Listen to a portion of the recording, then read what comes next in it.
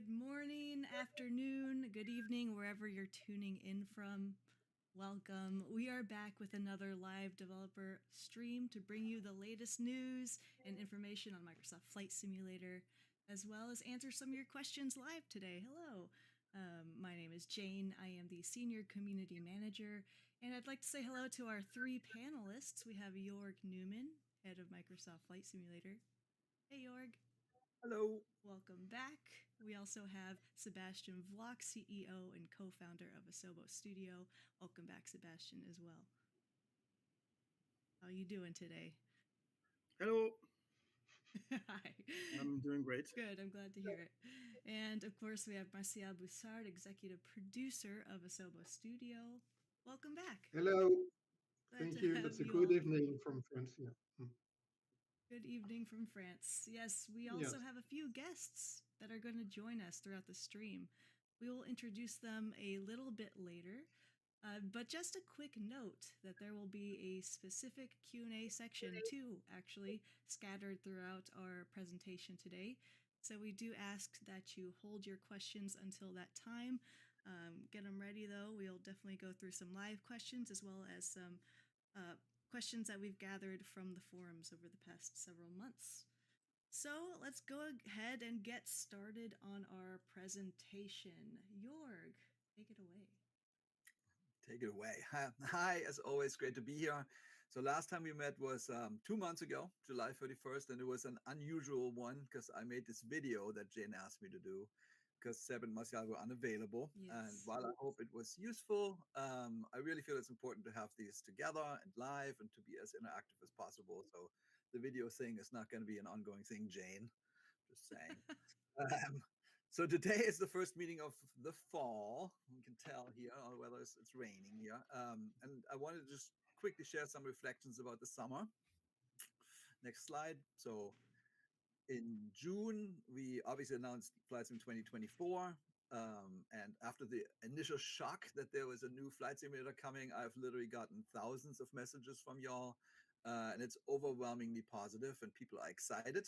And I can also tell you that people have lots of feature ideas. But seriously, it's very encouraging for the team because we're making it for you guys, right? I mean, that's really what it's for. All right, then next slide. Yeah, we went to the Flight Sim Expo, Seb and I, and a bunch of people from MS and Working Title were there. Had the opportunity to go attend our very first Flight Sim convention, and thinking back on it, it was just awesome. There's another slide. We gave our little presentation. Sometimes I would say the forums sometimes get a little testy, but it was such an overwhelmingly positive thing with like almost thousands of people, and how much they love aviation and flight simming, and how knowledgeable the community is. There's nothing really like it. I can tell you, I've been making games almost 30 years. Never seen anything like this before. And Evan already pinged me. He obviously announced where it's going to be in 2024, Vegas, and if we're going to be coming. And I assured him we will try our very best. I certainly want to come. So that was awesome. And then the next thing that maybe not as many of you know, we went to Gamescom. We didn't really make a big deal of it this year. We only had a little booth, and it was just Jane and Sean from Community and me. So that's next slide. Oh yeah, here we go. So that was our little booth. And if you go to the next slide, so we had constant lines. And what I wanted to show you this, and I don't know if you see it, it struck me. Look at the age of everybody there. It's all teenagers. This is the future flight simulators. They're sitting right there. It's awesome. So it was very nice. And so anyways, that was Gamescom in August. Then next slide. We launched a city update. We launched also the next slide. One of my favorite planes. I know everybody's probably sick and tired of water planes, but that one, it really means something to Germans, not just Jorg. So, but I'm glad we did it, and I know from the people, I think it's a 4.8 or 4.9 from the review. So at least those of you who tried it, love it. So thank you for that. All right, then next slide. Then we got some news. I don't know if you saw it. We obviously announced that at the Xbox showcase that we do something with Dune, and then the Dune movie, for a variety of reasons, was moved into 2024. And yes, we are. We always said we're going to do something very close to the launch, and so we're moving our thing to 2024, which causes a little bit of an issue. If you go to the next slide, if you look at our roadmap, look there, I made it red. So basically, today we'll talk about things in September. We'll also talk about things in October. Dune was the big deal in November, and we're actively working on what else can we do to delight y'all. So we're not quite locked in yet, but we're working on things that I think will make a difference for the holiday season. So keep watching the skies. And then last thing, and then I'll be quiet. We went to the Reno Air Races. The community team did, Sean, Jane, Chris, and Tyler. And I think it was great, but I wanted to say here, I don't know if you followed it. There was this terrible accident. I think it was the second to last race in the T6 class, and we lost two pilots, Chris Rushing and Nick Macy. Both, I met them both. They were fantastic people. Both of their planes are in the sim. We have not reached out to the families yet, but we will. There has to be a little bit of time, but we will do what we can to help. And so, anyways, just wanted to acknowledge that. And then Timo, we met in Cologne. I just want to say I put your bear right there, just in case you're here. Thank you for the bear. All right, that's it. Next. Awesome. Thank you, Jorg. We'll dive right into talking about Sim Update 13, which is coming out tomorrow, actually. Thank you to all the beta testers throughout the past few months who have really helped us on the forums, providing feedback, reproduction of issues. It has been a huge help for us, so thank you so much. All right, on to our active development.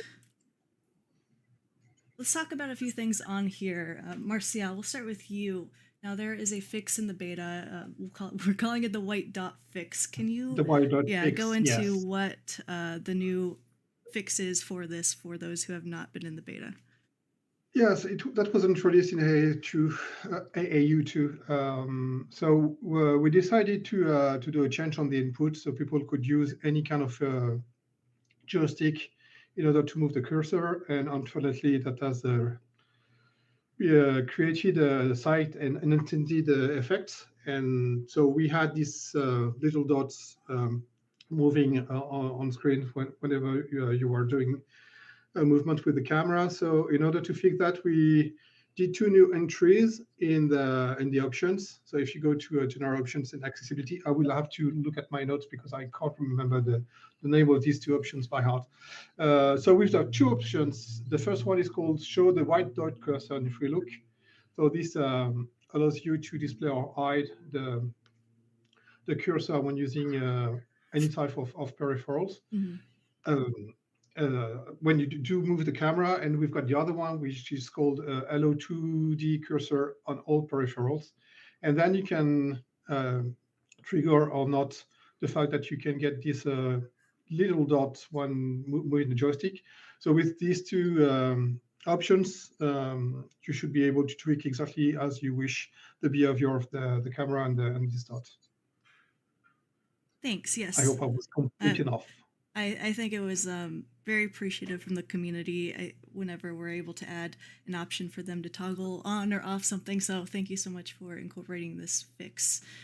Next, we have the horizon line visible through mountains and objects. If you want to talk a little bit about this one, I see there's a note on there. Curious to learn more about that update. Yeah, sure. So basically, this is a precision in terms of the math involved problem. It's a precision problem with the method we are using in 2020, and there's no solution to completely fix it on this method. The only way is to change the method of doing atmospheric scattering completely, and it's a completely different atmospheric engine. But what we did is we implemented sort of a patch that compensates for the precision error on the horizon and tries to reduce at least the visibility of that line. Only I would say a new architecture of the scattering can make it go away completely, but we found a way in our test cases to at least reduce it. So sometimes it's completely gone, sometimes it's not, it's a little bit less visible. So the issue with this line is even if it's half visible, half as much, the color difference is half as much, it still looks as if it was there. So that's one problem, but at least it should be better. I've only seen one case reported where actually the dark line turned into a white line, but it must be very subtle. So we tried our best to make this better. There's a setting there, so we can always try to make it better if there's areas where we missed something. But so this is as far as we could get, and it should be at least better in many cases. Cool.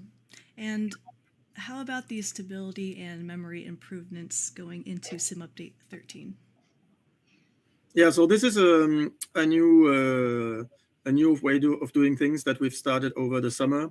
We've been doubling down on QA. Our QA department has got many more machines.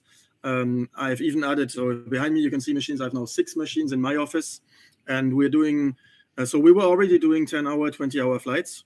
The problem is that we were not we were almost never getting the issues that we were trying to find.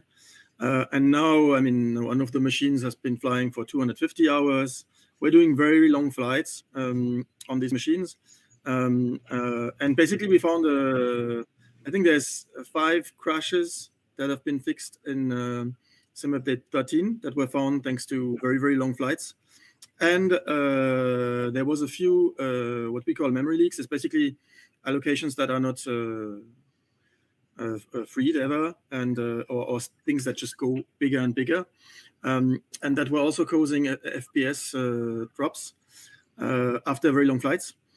Basically, when we started this effort early in the summer, after 50 hours of flying, the machines were down from 50 to 5 FPS, right? It was really, so maybe after 10 hours of flight, it was not that much, but it could be easily 10 or more FPS. Now, even after 200 hours, the machine starts at 50, it's still at 50. So there's a significant improvement there. So that's for Sim Update 13, but we're continuing this effort now. Our QA department has more machines, and it really helps us identifying issues. It's something we set up and we will always continue. And we've already found a few issues which will be integrated into the next update, because it's a continuous effort. But I think in terms of FPS after long flights, there's always this maybe crash on final or frame rate drops on final after you've been flying, 15 hours or something. I think it should be significantly better. I hope so, at least. And that's what we see on our PCs. Yep. Fantastic. Glad to hear about the new PCs too. So thank you, Seb. Appreciate that. And the logbook issue fix for those who use logbooks and run into this issue where they reach a size limit. Can you go into a little bit of detail on what you did there and what users can expect in Sim Update 13 with their logbooks? So we did compression. So the logbook gets smaller. So it should limit a lot the fact that we have this limit. And so that was all, just compression on the file so it gets smaller. Cool. Thanks, Martial. Jorg, will you talk to us about rolled updates and airport fixes?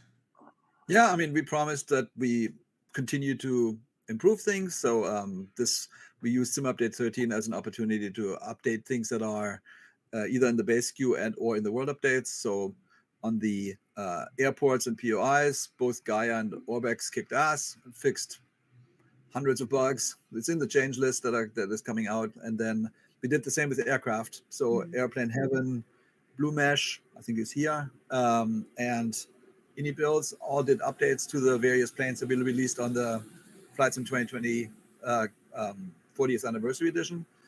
So you'll keep seeing us do this, that we improve everything that we possibly can. So, but we are now on very low bug numbers on all this stuff. So great.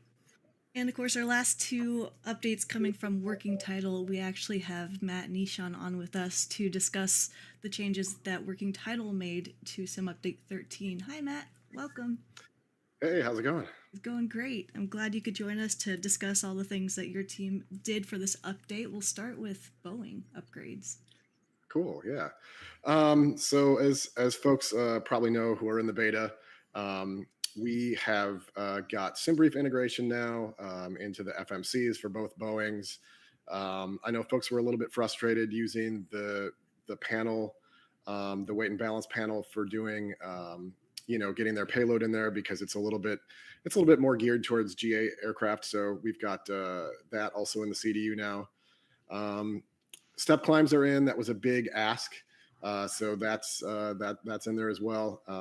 We've got the automatic checklist items for the 787 and 747 where applicable. So now, if you raise the flaps or the gear and it's in the checklist and that kind of stuff, that automatically gets checked off in the checklist. So that's a thing that the real plane does that we brought. And then specifically for the 787, we've got the takeoff performance calculation page now on the EFB. I think I saw a question in chat about why we didn't go further on the EFB. We got a lot of pilot feedback from type-rated pilots that the EFB in the 7.8 is a little bit slow and difficult to use, and most of them actually use sort of an iPad for things like charts and stuff like that. So we want to just do the thing that you really need, which is the takeoff performance. Give people the ability to do that because you can't really do it anywhere else. So that's what we really wanted to focus on there. The rest of it is not used very often by the pilots because it's very slow. And then in the 747, we've got auto fuel system management. So if you're doing long hauls and you're away from your computer, you don't have to manually configure the fuel system. As everybody knows, it's very complicated. So in the settings and the CDU, you can turn it to auto and it will do it for you. And then the VOR and app map formats we've got in there as well. And then some just a whole slew of bug fixes, VNav, navigation, all that kind of stuff. So that's for the Boeing stuff. And then for piston engines, we did a lot of work there for the sim update. I'll just briefly go through what they do. One of the things that obviously we had to keep in mind is making sure that we didn't break anybody's aircraft that already exists. So these are all opt-in parameters. So in order to get these fixes, developers are going to have to add these parameters to their engine config files. But anyway, a lot of people were complaining about turbocharged aircraft needing to be leaned as you go up, which is not necessarily correct. That goes back way back. It's some code in there. So we added a new method. So now it uses the density at the intake to figure out what the mixture ratio is. So it doesn't start needing to be lean until you hit the critical altitude. We also added the ability to change the boost ratio based on the ambient density. Not every turbo is the same, so you can kind of customize that. One thing that people wanted was to be able to set the mixture ratio for the actual lever position. We added that as well, so you can customize that for your airplane. Different engines have different efficiencies at different mixture ratios. Not every engine generates the most power exactly at stoichiometric. So we've got a table for that now if you want to add better efficiency at particular fuel air ratios. This next one uses volumetric fuel flow. This one solves the issue where if your engine stops running, suddenly there's no more fuel flow, even if the engine is still spinning. This uses the volume of air coming into the engine to do the fuel metering, and then you will still get fuel flow. It's just going to go back out your exhaust, of course. It's not powering the engine, but anyway. And then just a few more screenshots here. We've got the EFB. You can see the takeoff performance page right here. Then you've got SimBrief settings. You've got your weight and balance. You can set it from SimBrief. You can set it manually. Here are your open loop checklist items that automatically get checked off. And you can see here on the 747 and also the same for the 787, you get your wind forecast is uplinked from SimBrief 2 as well. And then we've got your other map modes in the 747. So that's our stuff for Sim Update 13. There's some other things like the CJ4 also got SimBrief and other stuff, but you can check out the changelog for all that to see what else is in there. Sweet. Thank you so much, Matt. Lots of changes and updates. This looks pretty positive in the chat, so really appreciate it. We are now to our first Q&A session. So chat, if you do have a question, feel free to put it in the chat box. I'll be reading through a few of those and also asking some other questions here. Now, this first one has to do with the horizon line I saw earlier in chat. The question is, you mentioned the horizon line being a limitation with 2020. Should we expect that same limitation to be in 2024? Is this something you're willing to answer at this time?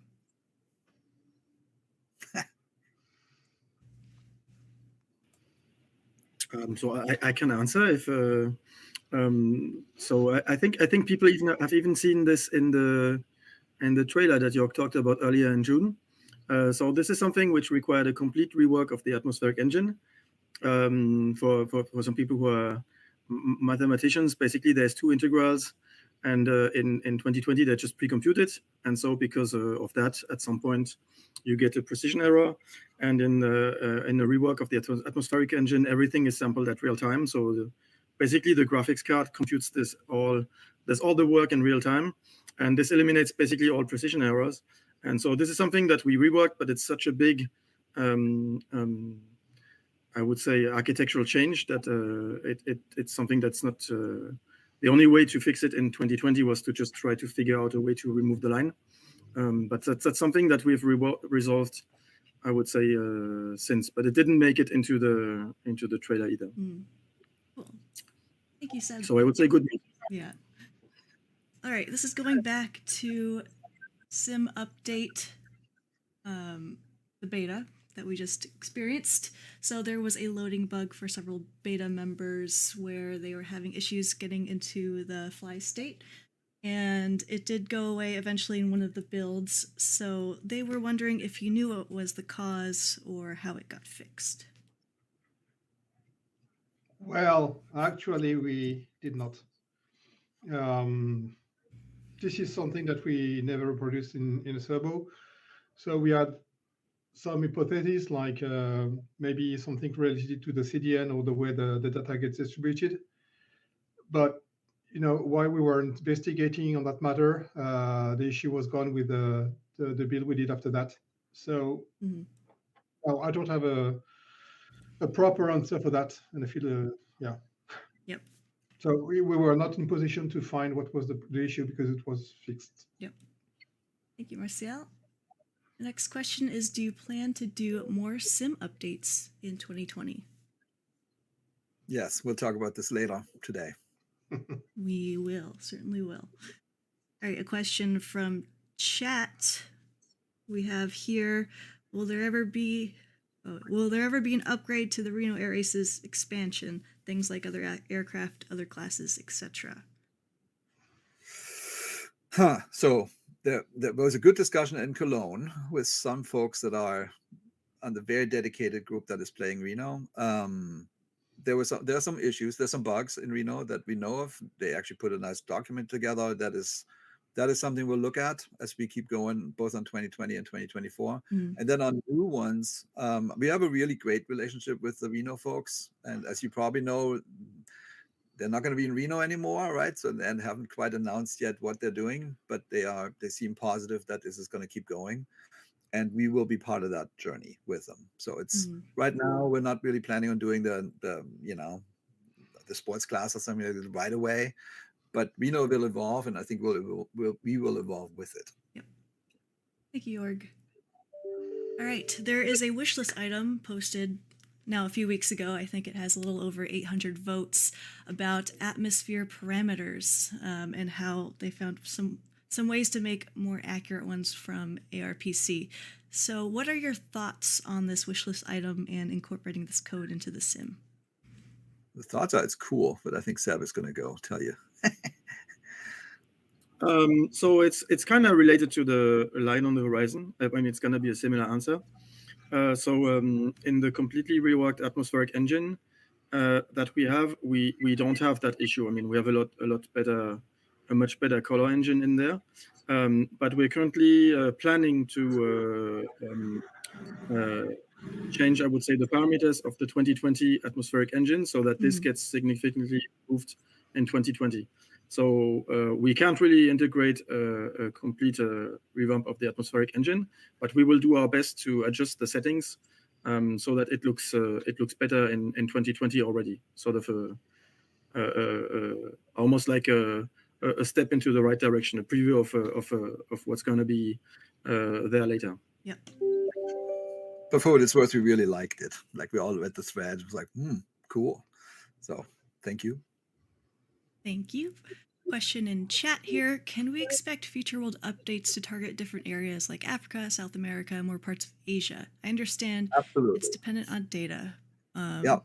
Can you go into that a little bit? Let's talk about this because we'll talk about World Update 15 here in a little bit. We'll talk about it. I'll give you a little bit more story then. Okay. Like I'm reading all kinds of cool ideas. Sounds Madagascar, but we'll talk about it. Okay. Like we'll hold on that minutes. question a little longer. All right. Will we see any items that are currently in the experimental or beta phase, such as replay mode, DX12, to be improved in 2020? So let's start with DirectX 12 because I've seen a lot of comments in the chat about that. So we had a conversation with Lionel, our head of the tech here, and well, we've implemented everything that we wanted in DirectX 12. The fact that it isn't still being called in beta, it's because we're still having that device removed issue. I don't know if you remember, but when we did that presentation on the statistics of the crash we had some issue with the graphic cards. So we are a strong relationship with NVIDIA to find what's the issue with that. And once the issue will be, I would say, at the same level as what we are getting on DirectX 11, it's going to be called as not beta anymore. Mm-hmm. But everything is there. Everything has been implemented. It's just because of this bug that we don't want to call it like final. Yep. Yep. And for the replay mode, well, the development of the replay mode has been completely driven here, but the team that we've got here, the team that does like almost 25% of the videos that's been published for the official Microsoft Flight Simulator channel, all the trailers and things. So basically, they're pretty happy with the tools that they've got. So they haven't asked for any new developments. So I don't know if we can call it like final or something like that. But we are not doing any new development on this replay mode anymore, at least on PC. On Xbox, as we said in the past, it's pretty complicated to bring it to Xbox because it costs a lot of memory and we don't have that much on Xbox. And at the end, you still need to store the movie you're doing and edit the movie you're doing. And it's pretty complicated on Xbox to get an access to the hard drive. So this has been removed from the features for Xbox. Mm-hmm. And we don't have any plans to bring it. Yep. Okay. Thank you, Martial. Our next question.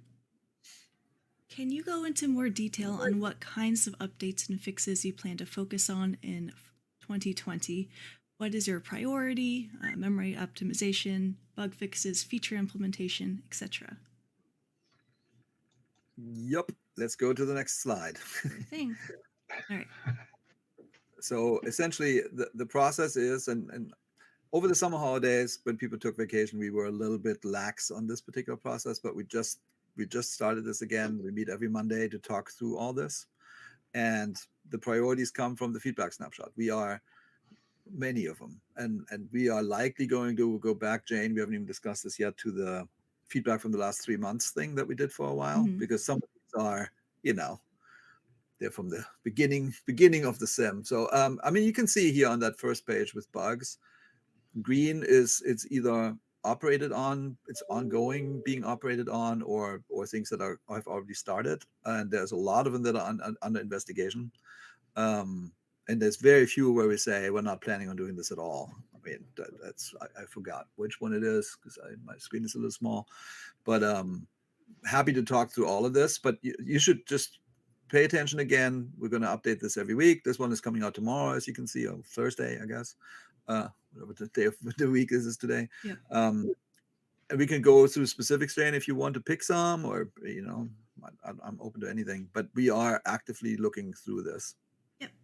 If there's a few specific ones on here, let me know. While we wait for you to comment, we will just take a quick look at the wish list one as well if you want to comment on anything from here that has changed. I see some Um, new status updates like 2024 in there now. Yeah, so I did that because people ask, and it's a fair question. Like sometimes we said planned, and then some of these plan statements were even preceding us planning on having a 2024. So at some point, let's clean this up, and we just did. Yeah. So some things will happen for 2024 only. Some of them we will take a look. Can we backport this to 2020? That's not known yet. So development has to start, and then we can make decisions on a case by case basis. Yeah. All right. Questions I'm getting. This one we had later, but we could discuss now. What is the update with the World Hub Scenery Gateway system? We can do this now if we want. I mean, basically, Asobo is done. The tool exists. It's all ready to go, and it's currently sitting with privacy and security of Microsoft, because this is actually a Microsoft website. Microsoft has lots of rules around these types of things, and we just need to be careful to do it right. We have on our side, we have a dedicated, not quite dedicated, but we have a PM that is focusing on this. Our head of tech is focusing on this. As soon as we can, as I said, the tool is done. It's really just making sure that it's all kosher. Yeah. What, looking at the new status updates here, what does the plus sign as opposed to not having that mean for the it means that we can't commit to it for launch. Like, okay, this, like, just like Flight Sim 2020, not everything is going to be there in the launch title. Like this is we think of this as a product as a service. It goes on for years and years. We talked about the 10 years plenty. This is similar, right? So we know that things are wanted. We pay attention. We will try to get as much cool things done for launch as possible. And then there will be some things that will come after. Awesome. And question for one of the ones that said not planned. I'm trying to find it. It's a lot to go through. But someone just asked the ones that says G1000 hardware keys are not planned. Would love to hear Jörg speak to this if you can about why that is. I can't. Hopefully Marcel can. I don't know enough about it. On what topic? I'm sorry, I missed it. G1000 hardware keys. I'm trying to find it in the snapshot here. I think I'm blind.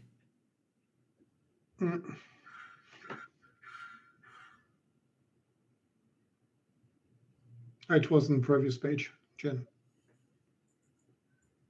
Okay. Anyway, do you have any comments on why that isn't able to be incorporated? So I don't know all the topic by heart, but if I do recall correctly, it's the fact that you can map the some hardware on the buttons. And so we are going to change it's also related to the architecture that we had on the inputs. And so we are working, it's also for 2024, we are working on changing completely the way the inputs are managed. Yeah.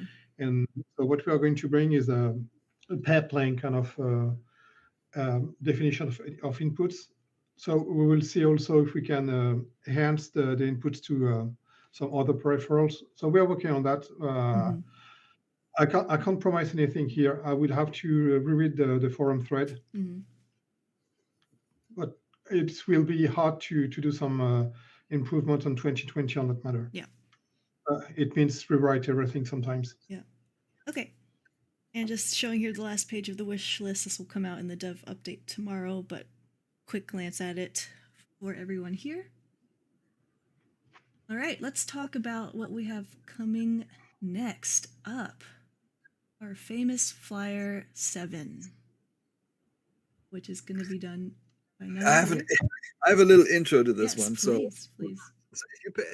So I did actually update the development roadmap a few times lately, and if you paid attention, you saw that this was planned for the 21st, and it was turned on the 28th.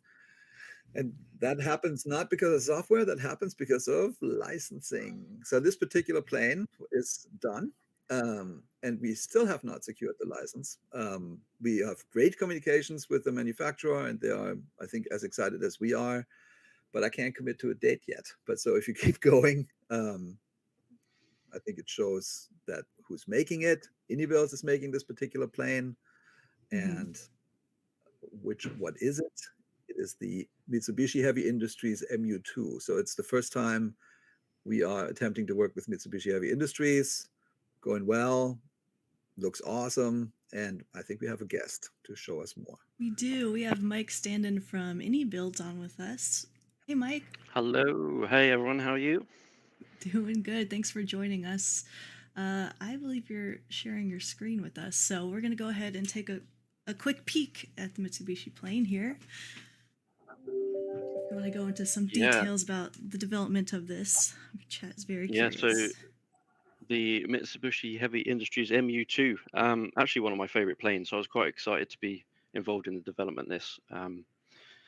But if you, one of the first things you'll notice when you look at the web at this aircraft is the huge number of variations it's got. Literally goes from A to Z in terms of the alphabet and designations, so huge variation out there.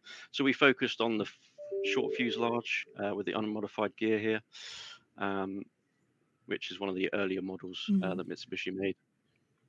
It was originally marketed as an executive and utility transport. That's what the U stands for in MU-2. But it also has seen uses as a medivac aircraft, surveillance, involved in policing. So it's got kind of huge capability. But to really capture the essence, we went back to the roots and looked at the executive and utility kind of aspect of it. It's known for some quite unique handling qualities, which we've tried to capture. So it's obviously got roll spoilers for the roll control. It hasn't got ailerons at all. That makes way for some much larger flap area, which gives it great short field performance. It's not quite a Piper Cub, but for 10,000 pounds plus of aircraft, it's got pretty good short field takeoff and landing qualities, and also quite a unique shape in terms of the tail plane as well. With the use of CFD, we've actually managed to quite accurately represent the blanking of flight controls which you get in this aircraft. So yeah, it's a bit of a challenge to fly sometimes, but also if flown properly, it's really fun to fly. Quite a sleek looking thing. I've definitely enjoyed developing it, that's for sure. So as I said, it's got a great short field performance, incredibly efficient in terms of its engines and stuff as well. It's got Garrett GP 331 engines on here, which gives it a range of about 800 nautical miles at 25,000 feet. Interesting fact about it, it's actually flown around the world in just 25 days. So it'd be great for some community flights in the future, hopefully, for those that way inclined. If we take a quick look inside then, so like we said, we try to capture kind of the classic cockpit of it. Quite dominating in terms of the cockpit area. You've got the weather radar up the front there, which is all functioning, and a classic suite of comms and radio navigation aids there. So if you're that way inclined, you could do a complete flight A to B using just the VOR and ADF navigation. However, we do give you the option to obviously bring it a bit more of a classic modern feel. So we've got the Garmin 530 in there with upgraded Garmin panel and transponder as well. All linked to a quite nice little autopilot for the time of the aircraft. So you can fully couple the GPS through the HSI, fly coupled ILS approaches and stuff like that in it. It flies at about 25,000 feet, so you're going to need some oxygen supply. So we've actually modeled the cabin pressurization system in here. It takes a little bit of getting used to because it was quite early implementation of cabin altitude pressurization stuff, but all functioning as well in there. Like I said, we've kind of gone for the classic executive kind of 1960s and 70s feel in terms of the passenger cabin initially, but you can also swap it over via the EFB to simulate some cargo operations as well in there, and your medivac flights, etc. In the cockpit as well, basically you need to be an octopus to start this thing in real life. All these buttons need to be pressed almost simultaneously. So we've tried to include most of that logic in the startup sequence. But if you're like me, you can also just press Control E to get the thing going. But you can see like the number of switches you have to kind of simultaneously do to get it going in there. But yeah, hopefully you'll all enjoy it. It's been fun to develop, that's for sure. Given the turboprop aircraft a bit more love, we've tried to accurately get the feel of the turboprop in there, the handling qualities specifically of the MU-2, and yeah, we hope you enjoy it. Thanks, Mike. Is there going to be a manual? Yeah, there is a manual. Yep. So you'll have the full kind of start sequence and how we can swap around the autopilot and stuff like that. Perfect. Do the doors open? Question from chat. The door is currently open, and you can close it as well.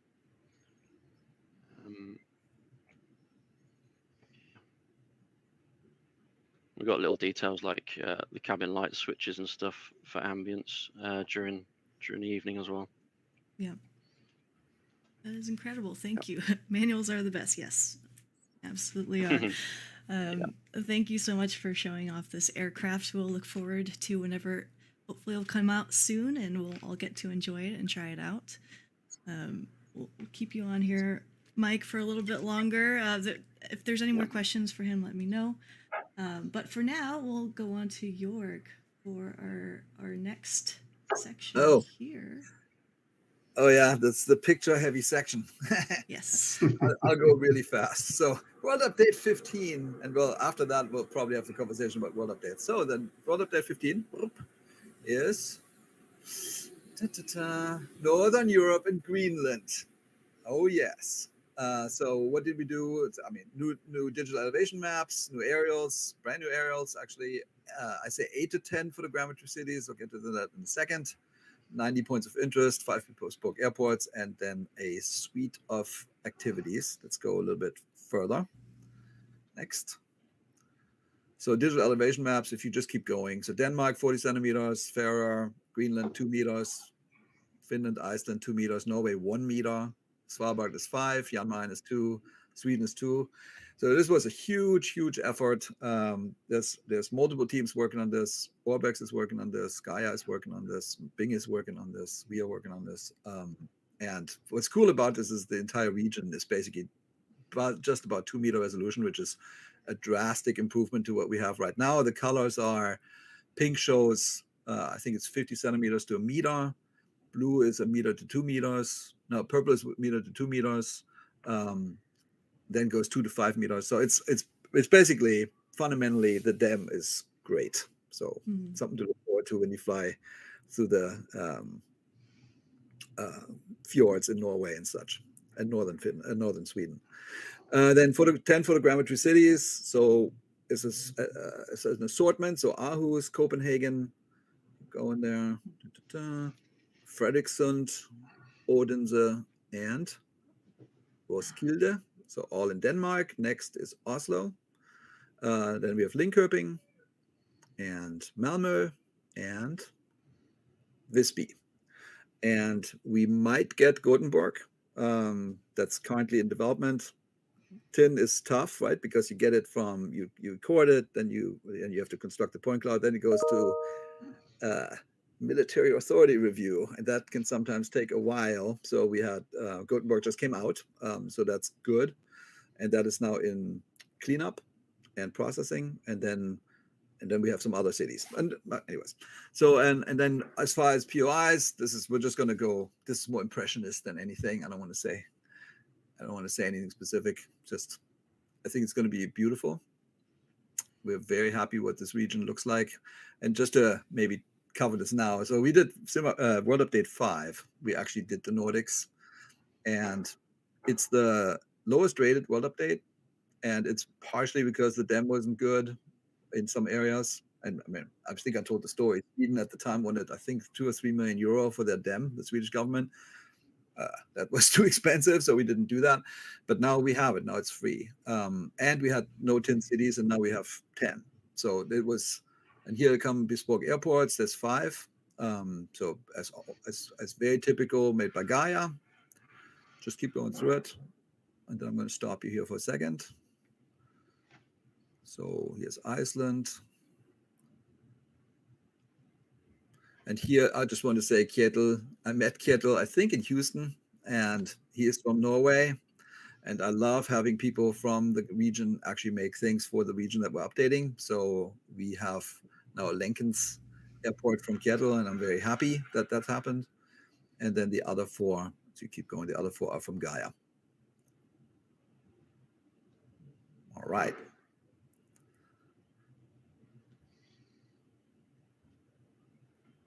And then, so these here, Gaia specifically asked me to put these in.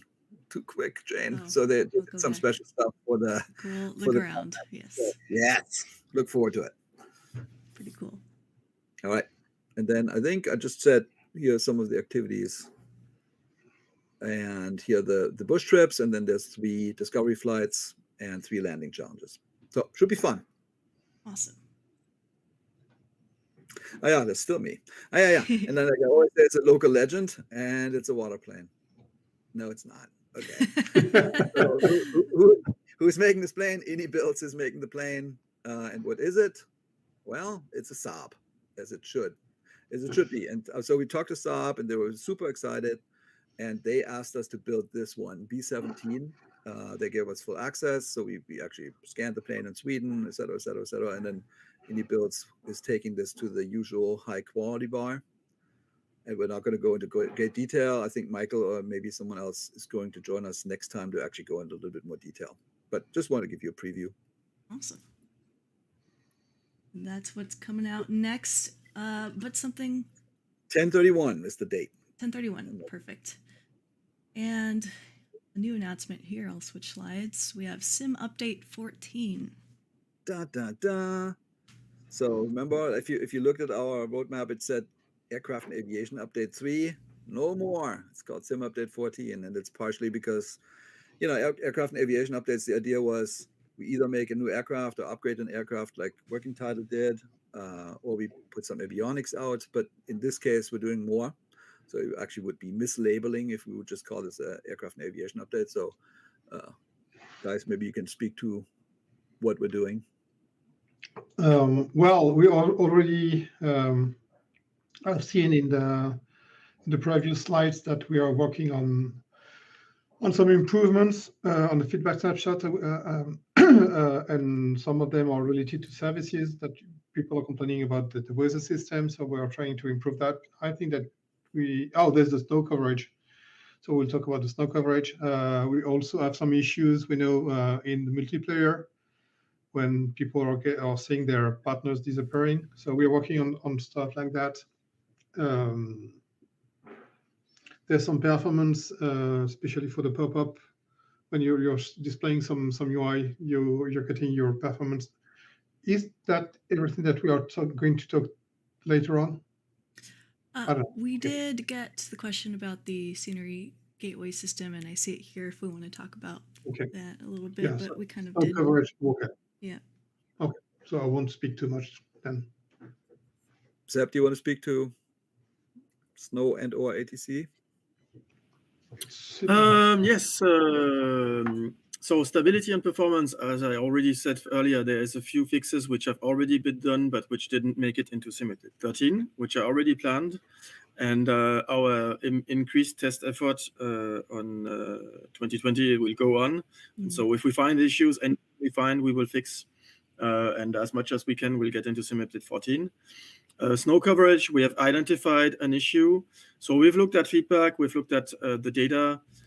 So there's basically one issue which has been identified, which is apparently some unit change has happened at some time in the data.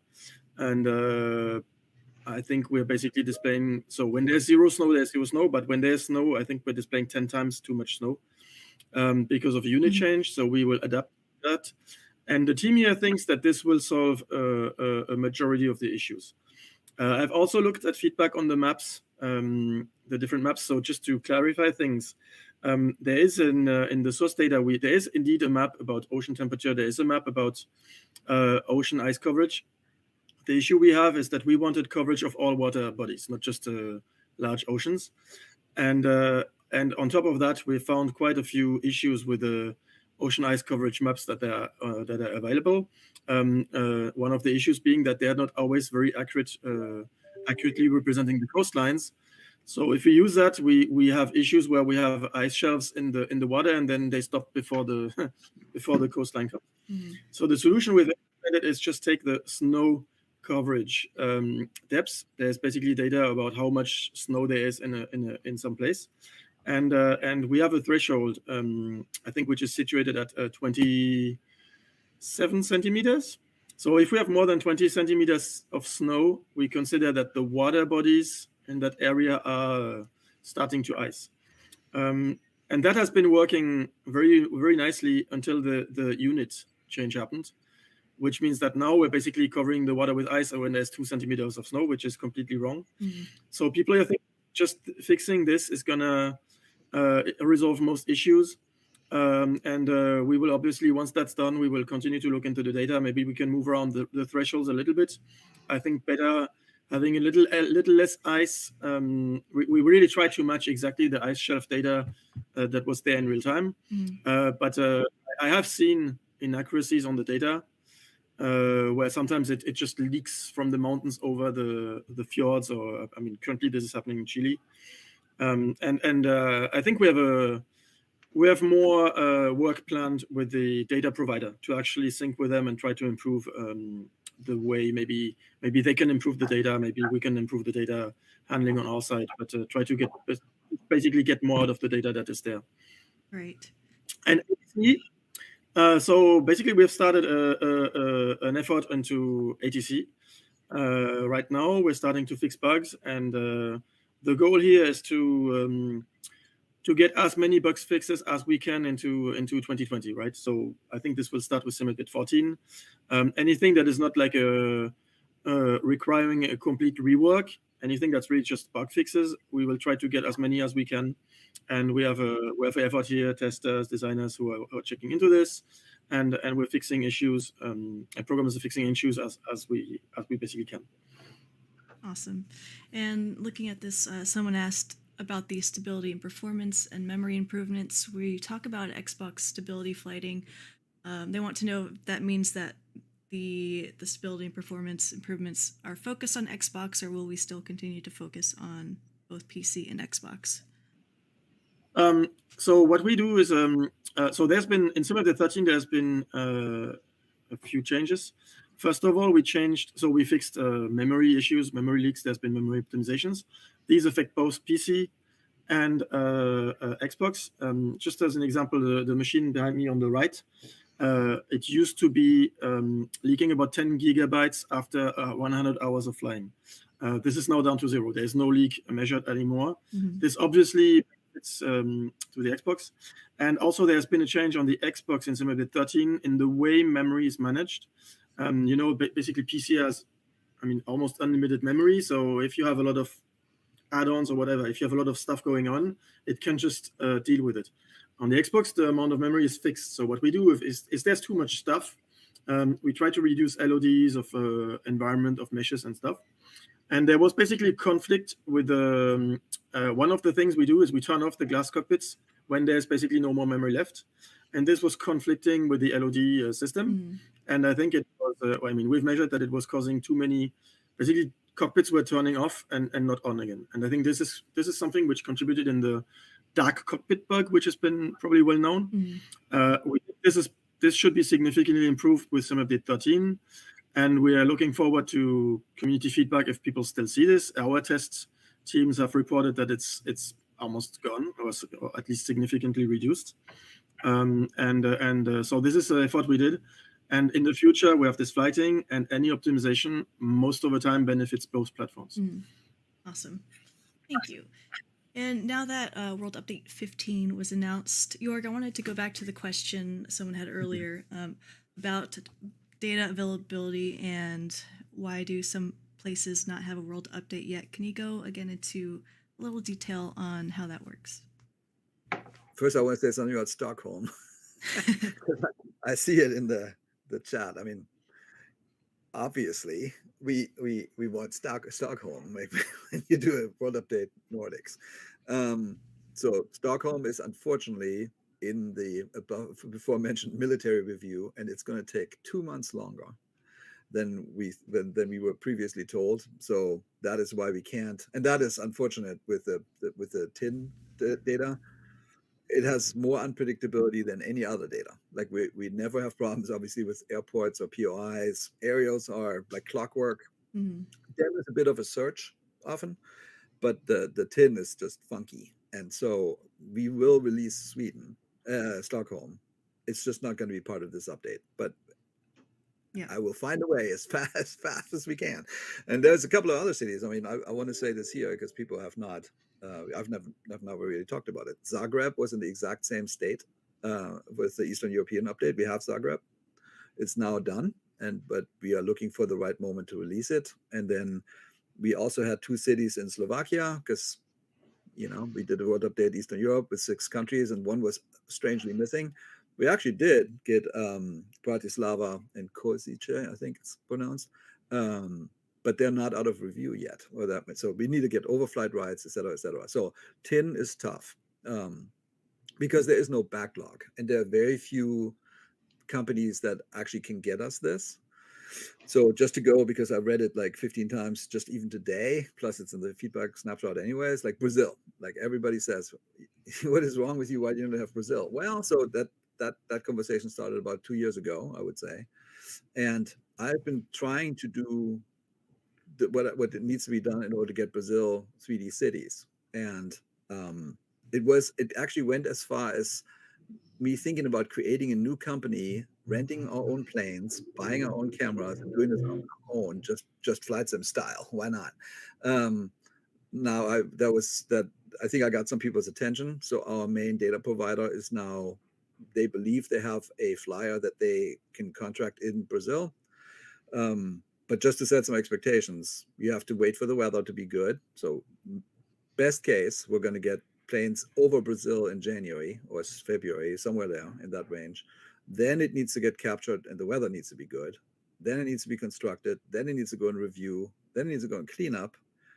And then it goes, actually, Asobo does some stuff, like they're replacing trees and things like that, and clean up the meshes on their side. And so it takes months. And so I with some confidence said in the feedback snapshot that Flight Simulator World Update Brazil will happen for flights in 2020. I think that's true. But when exactly, which month and stuff, I have no idea.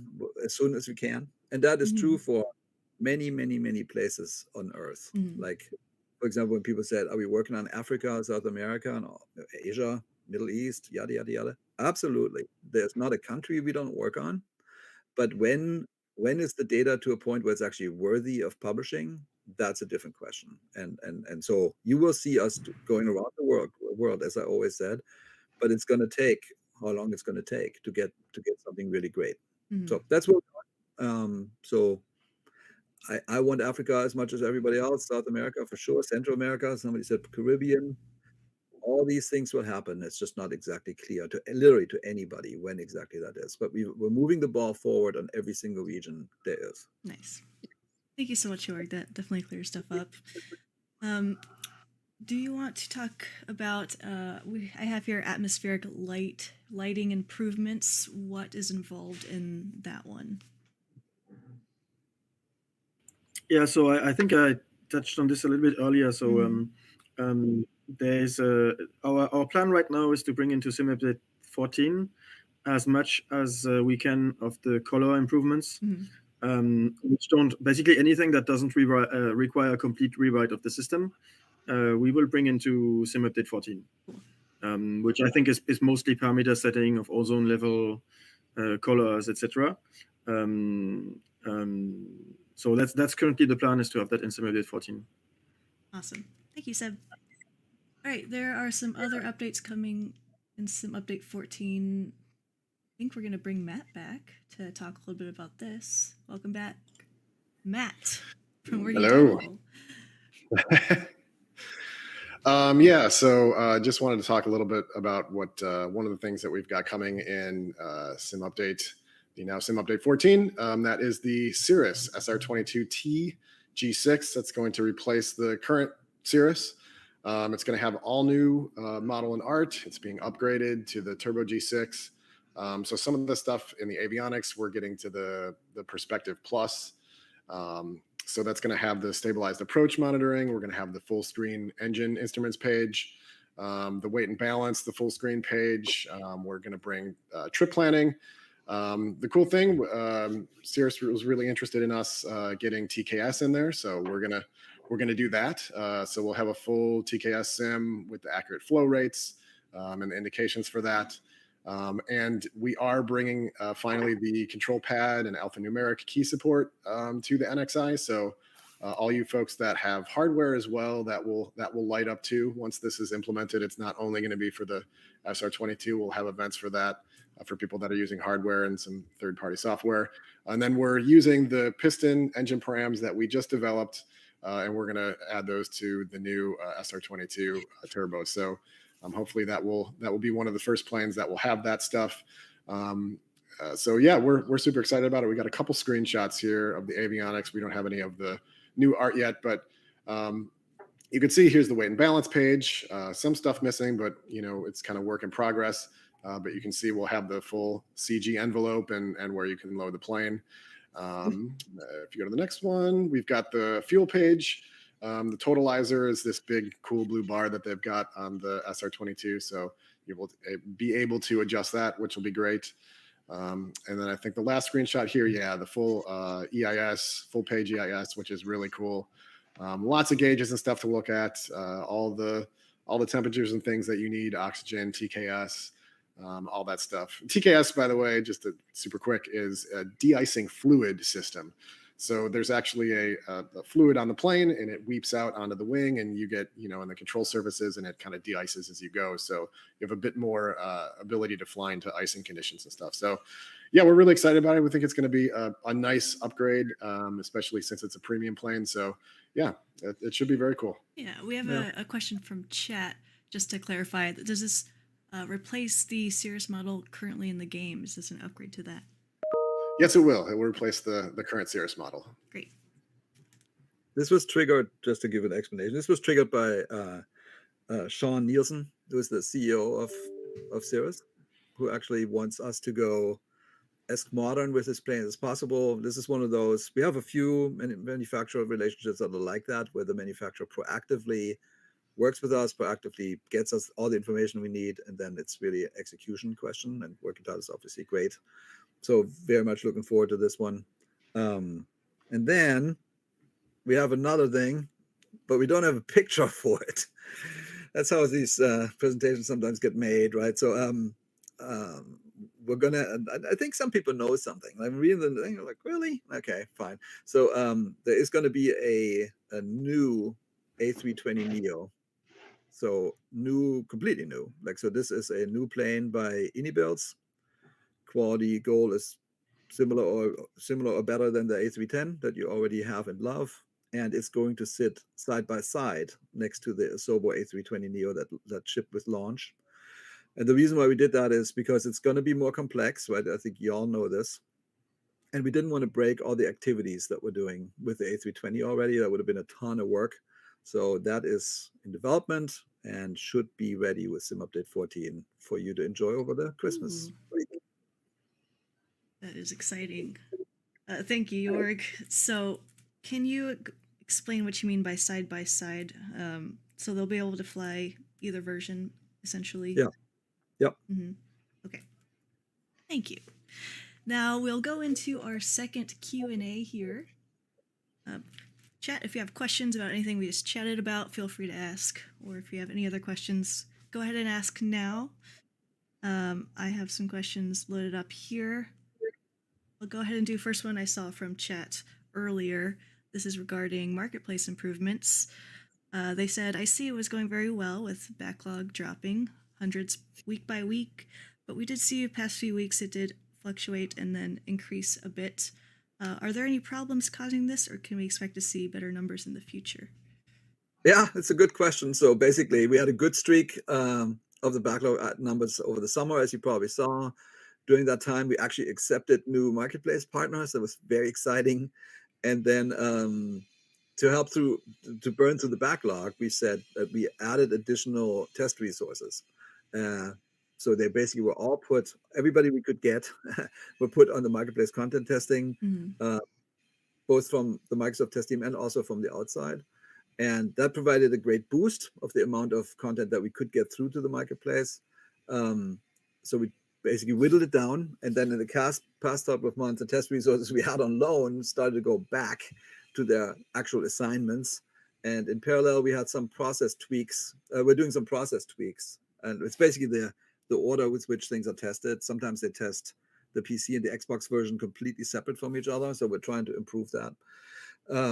So unfortunately, accepting new marketplace partners is once again paused until the backlog is and throughput is more stable and actionable. But what I told Mabel, who runs the marketplace, I think she was here last time with us, if we need to hire ourselves out of the situation, we will go do that, right?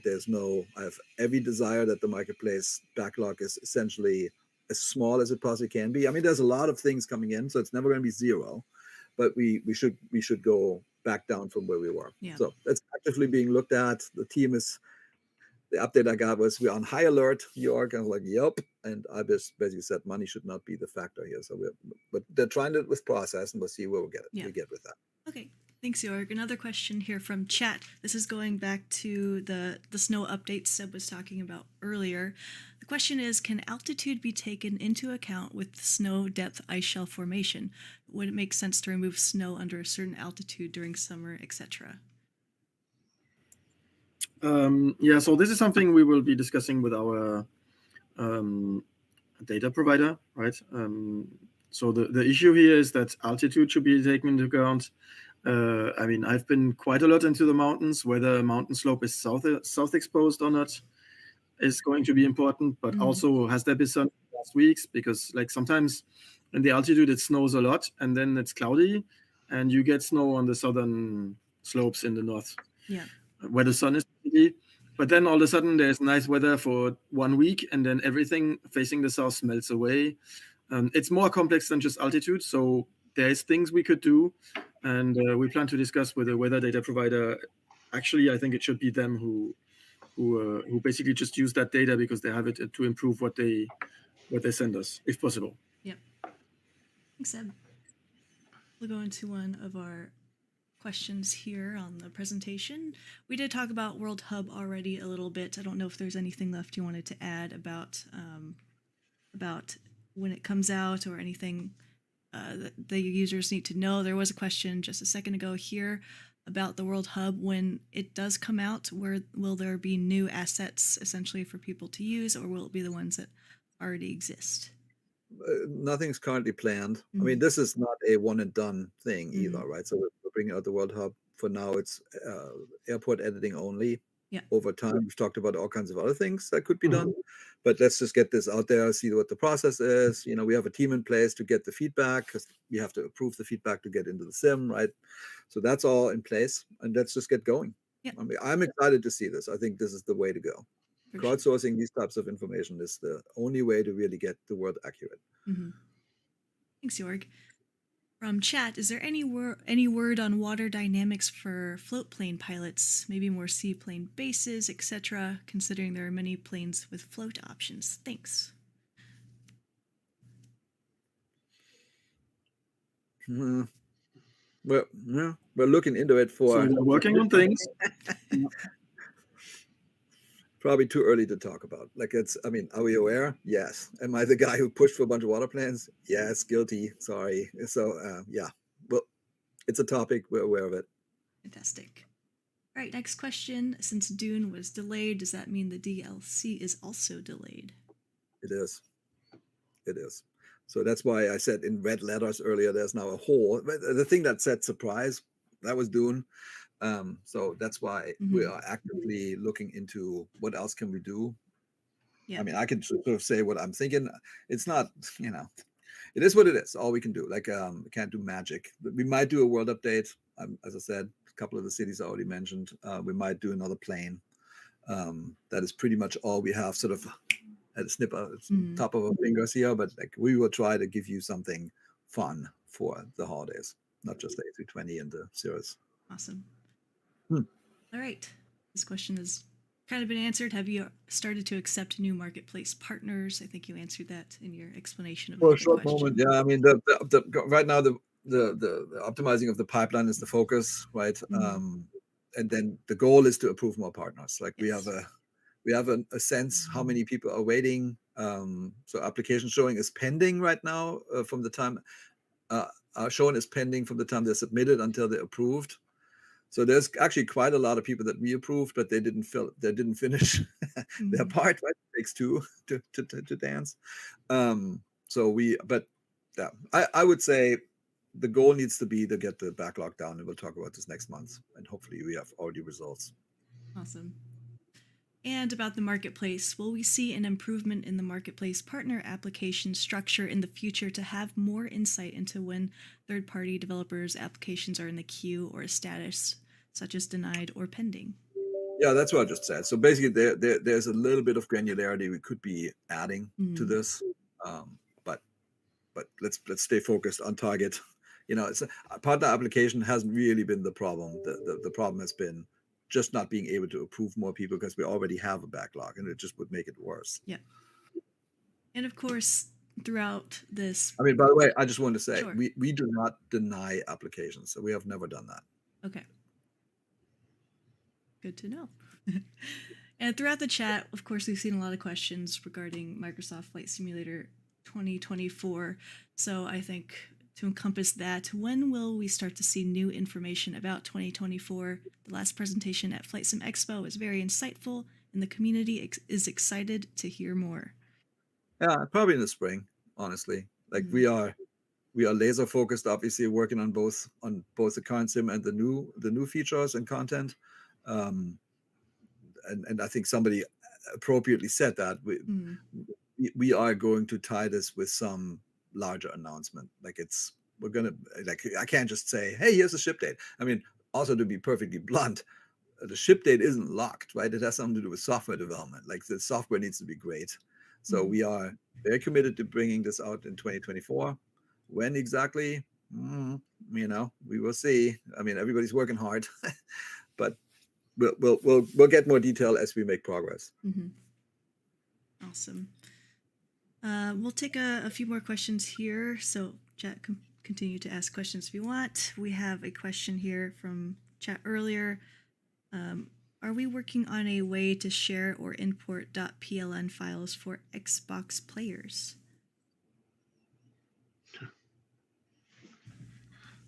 Well, IOs are tricky on console, so I don't think that we've got something planned so far. Do you know if it's a limitation of anything in particular? Is it just one of those priorities? So I could not say exactly if it's, well, the world of consoles have changed a lot. Yeah. So when we started the software, it wasn't possible for us to read external data from, let's say, a USB drive or something. I don't know exactly what its status today. No, I don't want to say something bad. It has been removed from our scope, at least. It's something that we could bring back if it's possible, but Jörg, maybe you know more than I do. I was reading the chat, though, man. What? Okay, no. But yes, it was a strong limitation for consoles not to be able to read external files or user files. Yeah, at least it was. We can obviously not do anything that could be jailbreaking the console. That would be very bad. So I don't know. Maybe we'll take this one next time. I didn't quite follow. All right. This is also going back to the snow conversation. Whoa. Question from chat here. Do you know if the snow coverage fix includes places like New Zealand, for example? We are seeing incorrect snow and pack ice all year with live weather. Do you know what areas, or do you expect this to be a kind of a global fix, Seb? So I think so. The team here believes I agree that it's all linked to the 10x unit change, where if what basically means is that if you had the slightest centimeter of snow in some mountains in New Zealand, that would just 10x that value and bleed down into a valley or lake or whatever. So we're bringing that fix into Sim Update 14, and before the winter in the northern hemisphere, and we hope that's going to fix a majority of issues, and then discussing with the weather data provider, because I mean you can see the weather data in the webpage of the weather provider, and there is a snow layer coverage page, and that's exactly what we use. And last time I checked, I think that was earlier this week, there was an issue with just a very, very rough data in Chile, where, I mean, I don't know what the resolution is, maybe it's 50 kilometers or something, and it was bleeding over into the ocean. And the issue is that I don't think that data is always the same it depends on the moment, whatever. When there's clouds, they don't know what they can't detect snow, right? If it's cloudy or whatever, and it's also not very predictable. So sometimes we check into things and it's all right, and then a few weeks or months later, it's not that good, and but maybe it's just the data quality or is obfuscated by the sky or something like that. But so we expect to meet with them and see what we can do in terms of data. But we think that the unit change is going to already bring a very good improvement. Awesome. I think so. Just wanted to say one more thing, Yes. right? So basically, NCA guys pinged us on New Zealand, which was great. Cool. And then some people wrote us. I got some long emails about weather, and people pointed us at the forum thread. So I think this is super useful. I just want to say that again. Like when we say we read the forums, can't read every single thing. It's just, then we would literally not work. But it's great to have that type of information that people provide, and that leads us to actually making improvements. So thank you. Thank you. Got a question here back to the World Hub. Do you know if there will be a quality standard required to get an airport through the World Hub before it gets live to make sure, so we can make sure current projects are already ready? Yeah, I mean, the plan is to have 2 people that are essentially moderators of all the content that will come in. And they are very knowledgeable airport folks. But we have to work through it. That's why initially, and I think it's probably not going to be quite like this, we wanted to have 50 people to dry run this. And then we got volunteers, and it unfortunately got stuck in approval land. But once it's out, we'll work through it, and this is going to be a process that we'll learn something as well. But we prepared as well as we could. For sure. And may or may not know this one's particular about the World Hub, but do you know if it can be used to submit delete requests for non-existent airfields? There are some small airstrips that have been built over now and can't be flown from or to. I'm looking at Nicola would know, but I don't know if we do.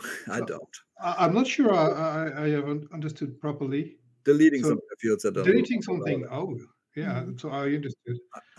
So the request the request we had was to edit the runway's own information on top of what we have. If you edit, I don't know if it's possible to edit something in order to suppress something. So I'm not 100% sure. We'll get back to you. Yeah, there's a team that worked well over a year on this, and to be honest, yes, we have been very focused on adding information rather than deleting some. So that's why we don't have this information. But well, to be honest, I don't see the mechanism that could allow us to do that, but it's something we could modify in the future if it's not something needed. Cool. Thank you. From chat, can the team speak briefly to enhancements that are being planned for keybinds and mappings, either for 2020 or later? These are some of my favorite enhancements. Key bindings? Keybinds and mappings, yeah. In 2020, well, with SIM updates, we've increased the number of SIM vars that was exposed to do the default key mapping. So we're continuing doing that. Matt said that they had also some new input for the Garmin. So it's an ongoing improvements. We are reading the requirements from the community and putting some new stuff here. It will be different on 24, but as I said, it's because the input system has been completely rewritten. Yeah. Okay.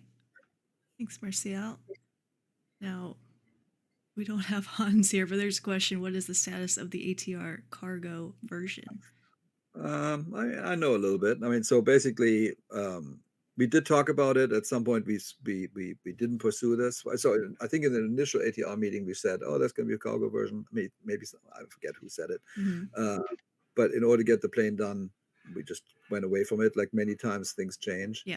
Then we did the Highline, and then Highline is is a priority for ATR.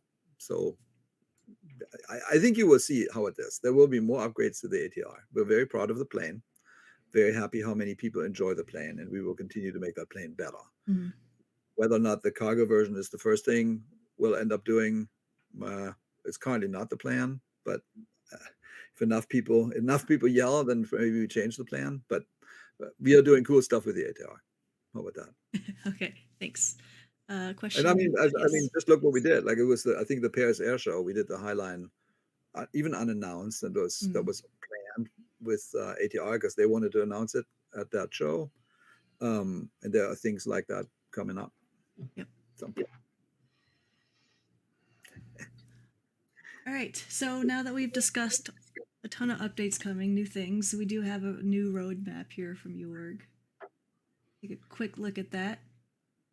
There we Yeah. go. So I mean, I filled out with what we talked about today, and then you Mhm. see, obviously November and December are left open, and I'm determined to do something instead of the Doom thing. I don't know what it is yet, so don't be too surprised if there's something else showing up next month. Mhm. But it's currently actively being worked on because it's pretty new news that Dune is moving out to spring. Yep. True. But I can tell you, I've started working on the Flight Sim 2020 roadmap for 2024, and it looks cool. I can't wait to do the next advanced calendar thing. And then you'll see. Looking forward to seeing that. All right. Well, we are at the end of our show here, our presentation. Thank you, chat, for all the questions you've been asking.